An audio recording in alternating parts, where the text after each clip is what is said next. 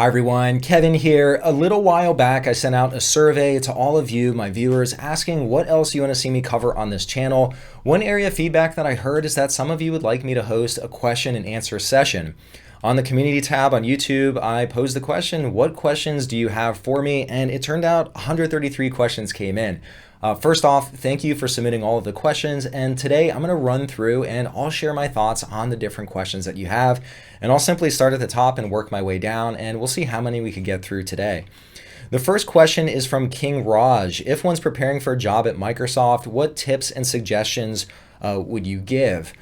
And I think this applies even beyond Microsoft. And this is something that Satya, the CEO of Microsoft, really pushed within the company. And he always encouraged all of us to have a growth mindset. So you don't want to have a fixed mindset. And what that means is, and I'll give an example, when you go into a meeting, let's say people bring up ideas or maybe they have suggestions, to be open to them and to build upon them and not to shoot them down. One thing I found is that when I behaved in that way, it led to better output and also just a better outcome for any projects that you were working on. Also, you want to just be a pleasant person to work with. So just kind of be a fun person. Usually when I worked on projects, you want people who, deliver good work and they do what they say they're going to do, but you also have fun while you're working with them. So just a few tips as you're starting a job at a company. And another question, do I like Mrs. Fields? And we all know that the Kevin Cookie Company has the best cookies. The next one, this was a popular one. This is from Naveen. Many others asked this as well. But is your YouTube income already better than my salary from Microsoft? And all I'll say to that one is you can earn a pretty good income on YouTube. Once again, another income question. One thing that's interesting about income on YouTube, so you can make income from a lot of different places. You can make income from ad revenue. You can make income from affiliate links, from merchandise sales. So there are a lot of different ways you can earn money on YouTube. The one thing I found is that when you pull together tech content's a vertical that tends to pay better than some other verticals. Like let's say you're pulling together, say, kids content. And I found that generally you could make anywhere between $6 all the way up to $11 per every 1,000 impressions. And there are different sites like socialblade.com. You can look up different YouTubers and you can get estimates for how many impressions they're getting on a daily basis. So you should be able to get good estimates for what different YouTubers earn. So I'll share that. This one's from RPrem. Please give your suggestions, tips for starting a YouTube channel while in college and having a job. Now, I personally started my YouTube channel while I was working at Microsoft. It's a pretty demanding job. I also have a young child at home, and then I was working on this channel. Really, the biggest tip is to prioritize your time and also focus. So I would focus at Microsoft and I would put all my attention towards Microsoft. Once my workday was over, then my son would come home from daycare and I'd spend time with him. He's my biggest priority. Then once he went to bed at around 8:30 or 9, that was my free time to work on my YouTube channel. So every night I would have 2 to 3 hours to come up with video ideas, to produce video content. And one thing I found myself doing is I cut out all the what I considered poor uses of my time. So say watching movies, watching TV shows, reading junk articles. So just being really focused with your time. If you want to build a channel, you're going to have to devote time to it, and that's one thing that I found worked really well. So you just have to be really disciplined. Moving on here, we have Kev Kelly. What's the best video editing software for low-end laptop? Mine can't handle DaVinci Resolve. DaVinci Resolve is very good editing software. I've recently been using that as my main software. But if you have a lower-end machine, I think Shotcut works as a tremendously good video editor. I'd recommend trying that out. The question, Google versus Microsoft, those two companies, the funny thing now is I used to make all my income from Microsoft, and now working on YouTube, that's owned by Google or Alphabet, so now I'm making my income from Google. So I have kind of a soft spot for both companies. Really, I think both companies have fantastic products. I use a lot of Microsoft products. I also use a lot of Google products. So I like both companies. I think they both have a lot of quality products. I'm not going to say I have one favorite company versus the other. It really depends on the product. What is your favorite application in Microsoft 365? So in Microsoft 365, I really like OneNote. I use that to organize and manage my YouTube channel. So I'm going to go with OneNote. I like that application a lot. 30% of your views are from India. I do get a lot of views from India, and that's why recently, as part of my website tutorial, we opened a location in Hyderabad. I just have to give some love back to India. It's a great country.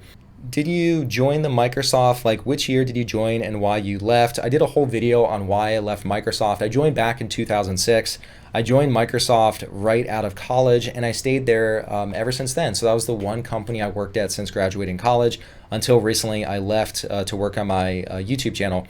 What was your wife's reaction to starting on YouTube? And this was from Ofik Yay. And my wife's reaction, I think initially she thought of it more as a hobby. She used to joke that I actually spent more money on my camera gear and my lighting than I actually made from YouTube. But I stuck to it. I saw growth, and so I thought there was a lot of potential there, and so I stuck to it. And then once it started making, more and more money, I think my wife was like, oh, wow, like this, you could actually make money on YouTube. So I think initially she was more skeptical, and now, she sees a lot of opportunity there. So I think I was able to convince her by proving that there was opportunity. The next question from Uday, what was your role at Microsoft? So I was a program manager. The best way to think of what a program manager does is it's like you're an owner of a business. You make decisions on where you should invest, what features you should build, what the product looks like, how customers are responding to it, how customers are using the products. So basically a business owner is the best way to describe it. But that was my role. And in my last role, I worked on Office.com and also the Office app. The Office app comes with Windows 10. If you search for Office, it'll pop up. So I worked on those products. Hopefully you enjoy them. Let me know what you think in the comments. How was the environment in the company? So I'd been at the company for 14 years, and I have a lot of friends from the company. I thought it was a very positive environment. I think having Satya as the CEO, I think he really drove a very positive culture. I really think it's a model culture, and I think if more companies modeled themselves after the way kind of Microsoft operates, I think that'd be a good thing. Game development. I haven't done much game development. The last time I did game development was back in college. I took a C++ course and I wrote a blackjack game, but that was the last game that I created. Here's another question on Google products, Apple products, or Microsoft products. I think here again, I use an iPhone. I use a lot of Google products, use a lot of Microsoft products. So I think all companies make great products. I don't think you have to choose just one company as being your favorite. They all have, I think, good product teams. They have good developers. They have good designers. So I'm impressed by all of them. And I think having competition in the industry is a good thing. It forces all companies to up their game and to make sure that they're getting good products out. Do you miss Microsoft? I think the one thing I miss the most when you work on YouTube, it's a little more of an isolated job. When I worked at Microsoft, you'd have meetings, you'd have a manager, you'd have coworkers, you'd talk to different customers. So you definitely engaged with a lot more people. So that's probably what I miss the most about the job. Also just kind of being on the cutting edge of seeing what technology is coming out before the general public knows about it. I also enjoyed that quite a bit. How do you go full time on YouTube? It's a dream of mine. I think like with anything in life, just start working on it, start building the skill set. And then, so at least me, I took a very kind of conservative or cautious approach. I wanted my YouTube to be able to earn just as much as my Microsoft salary did before I left. So I probably could have left earlier, but I'm just more of a conservative or I guess cautious person. So that was the approach I took. But I would say just start working on it, experiment, see what works, see what doesn't work, keep building it. And then once you feel confident that it is the right time to go full time, then you can make the jump. How was your experience getting your first 1,000 subscribers? I think getting the first 1,000 subscribers, that proves that you're making content that people enjoy and that they value. Getting the first 1,000 is probably the hardest. Getting the next 10,000 is a little easier. Getting the next 100,000 is easier. But I think the initial set is probably the hardest because that's when you have to basically convince people and kind of refine the types of videos you're making. What is your suggestion for aspiring software engineer students? Going into a software engineering job, there's a high demand for those types of jobs, so it's a good career to go into.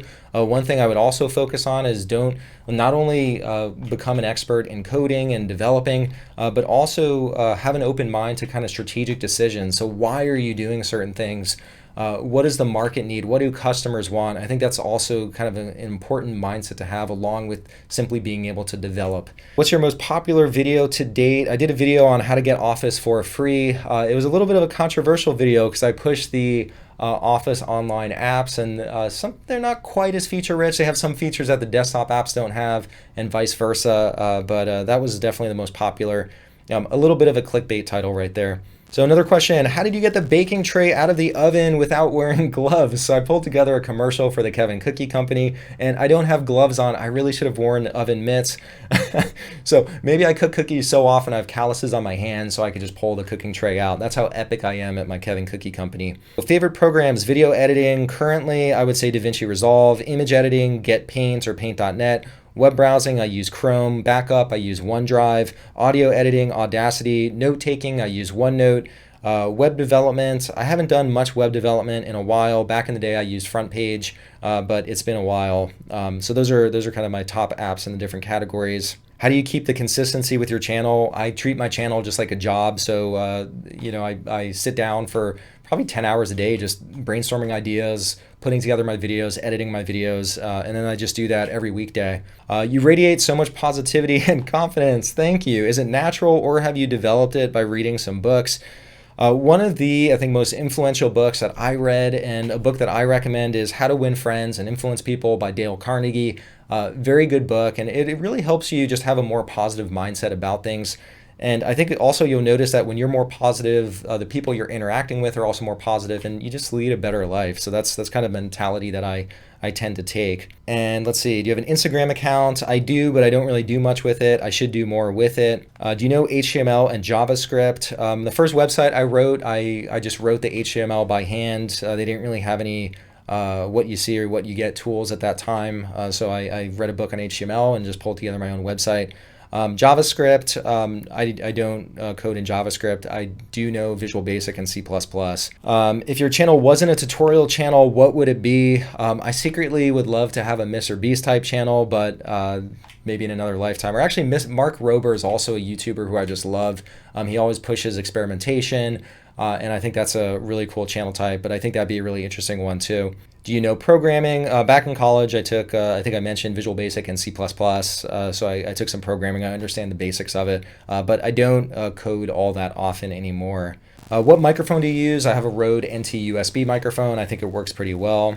What made you open this channel? This is an interesting one. When I worked at Microsoft, one of the things I found is that we had a marketing team, and anytime we would build features, we would go to our marketing team and say, hey, can you write a blog post or do a video about this topic?